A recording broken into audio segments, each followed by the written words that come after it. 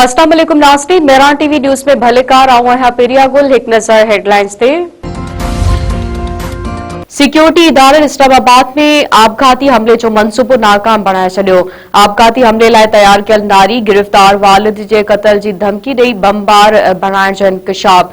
वज़ीर आला बलूचिस्तान सरफराज बुगटी चयो आहे त इंटेलिजेंस एजेंसी दहशतगर्दी जो मंसूबो नाकाम बणायो। दहशतगर्द असांजी नियाणियुनि जो इस्तेसाल करे रहिया आहिनि। सरफराज बुगटी वधीक चयो आहे त असां नियाणियुनि खे तालीम ॾियणु चाहियूं था ऐं दहशतगर्द उन्हनि खे आपघाती जैकेट पाराए रहिया आहिनि। दहशतगर्दनि जो बलोच रिवायतनि सां को बि तालुक़ न आहे। वॾे वज़ीर सैयद मुराद अली शाह चयो आहे त साल अॻु पूरी क़ौम मुतहद थी दुश्मन खे भरपूर जवाब ॾिनो। पाकिस्तानी शाहिननि भारत जा 8 जहाज गिराया। राइफल जहाज भारत जो गुरूर हुआ, संदन गुरूर मिट्टी में मिलायो वियो। भारत जंग में सीज़ फायर लाइ डोनाल्ड ट्रंप खे चयो। सिंध असेंबली में खिताब कंदे वॾे वज़ीर वधीक चयो आहे त भारत पाकिस्तानी शहरी आबादी ते हमला कया। 8 मई ते भारत ड्रोन मोकिलिया जेके कराची ताईं पहुता। भारत जा 77 खां वधीक ड्रोन गिराया विया। पाकिस्तान जे अमन वारी सोच खे कमज़ोरी न समझियो वञे। अमरीकी सदर डोनाल्ड ट्रंप ईरान जे जवाब खे रद्द करे छॾियो। डोनाल्ड ट्रंप चयो आहे त ईरान जे इनाम निहात नुमाइंदनि जो जवाब पढ़ियो आहे जेको मूंखे पसंदि न आयो। ईरान जो जवाब मुकमल तौर ते क़बूल न करणु चइबो आहे। उन खां अॻु हिकु इंटरव्यू में डोनाल्ड ट्रंप चयो त ईरान खे एटमी हथियार रखण जी इजाज़त न ॾींदासीं। उन्हनि जो यूरेनियम हासिल कयो वेंदो। थी सघे थो त ईरान में ॿीहर हमला करणा पवनि। अमरीका ईरान में 70% हदफ़नि खे निशानो बणाए चुको आहे। ईरानी अख़्तियारनि जो चवणु आहे त ईरान जे जवाब ते ट्रंप जे रद्द अमल जी का बि अहमियत न आहे। ईरान में मनसूबा ट्रंप खे ख़ुशि करण लाइ नाहिनि ठाहिया वेंदा।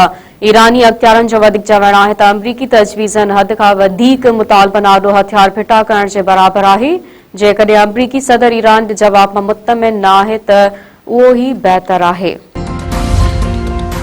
ईरानी तजवीज़ूं रद्द थियण ऐं हुर्मुज़ खोलण बाबति गैर कानूनी वारी सूरतहाल सबबि आलमी मंडी में तेल जी क़ीमतनि में 3% खां वधीक इज़ाफ़ो। ब्रेंड कचो तेल $104 फ़ी बैरल ताईं पहुची वियो। WTI जे क़ीमत $99 फ़ी बैरल थी वई। वेबसाइट मूजिबि जंग खां पोइ आलमी सतह ते कचे तेल जी क़ीमतनि में $20 इज़ाफ़ो थियो आहे। पंजाब के मुख्तलिफ इलाक़नि में इस्लामाबाद में बरसात मौसम खुशगवार थी वई। ईंदड़ हफ़्ते मुल्क के अक्सर इलाक़नि में शदीद गर्मी बरक़रार रहण जी अॻकथी। ॾखण पंजाब हीटवेव जी लपेट में रहण जो इम्कान। मौसमियात खाते मूजिबि कराची, जैकोबाद, सखर इलाक़ा ऐं डिवीज़न में गर्मी बरक़रार रहंदे। भिरिया सिटी वेझो नौजवान के कत्ल करे लाश घर अंदर पेती में लिकाइण जो इंकशाफ। घरवारी ऐं भाउ कातिल निकिता।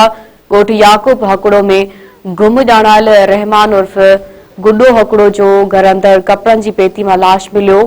इतला ते पुलिस पहुची मक़तूल जो लाश तहवील में वरितो। पोस्टमार्टम बाद वारसन हवाले।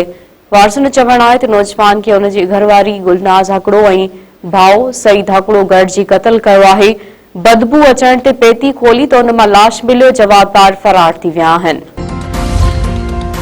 कंदरा वेझो पुलिस ऐं डोहारनि में मुक़ाबलो, अहलकार शहीद, ASI ज़ख़्मी। खैरपुर रोड ते गश्ती पुलिस ऐं डोहारनि विच में मुक़ाबलो थी वियो। फायरिंग जी ॾेवट में अहलकार गुल मोहम्मद उर्फ गुलण तुनियो शहीद।